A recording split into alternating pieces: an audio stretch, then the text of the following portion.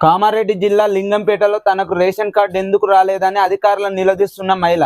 దరఖాస్తు మళ్లీ పథకాల కోసం పేదల నుంచి పదే అప్లికేషన్లు, 6 గ్యారెంటీలకు అర డజన్ సార్లు దరఖాస్తులు.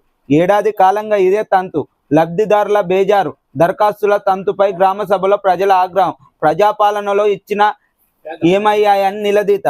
ప్రజాపాలనని పెట్టి దరఖాస్తులు తీసుకున్నారు. అప్పుడు కాంగ్రెస్ పార్టీ ప్రభుత్వంలోకి వచ్చుతోనే ఫస్ట్ ప్రజాపాలన పెట్టి దరఖాస్తులు ఆ దరఖాస్తులు ఏమైంది?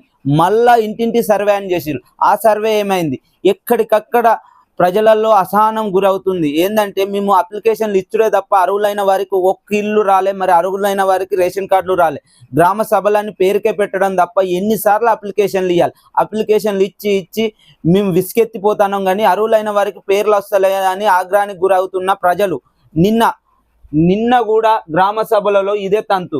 ఎక్కడికక్కడ లబ్ధిదారుల పేర్లు రాకపోవడం ద్వారా మేము అప్లికేషన్లు ఇచ్చి మాకు ఇబ్బంది పాలవుతున్నాం, కానీ మీరు ఎన్నడూ మాకు కరెక్ట్గా లబ్ధిదారులకు ఇందిరమ్మ ఇల్లు మరియు రేషన్ కార్డులు ఇస్తారని నిలదీస్తున్న ప్రజలు.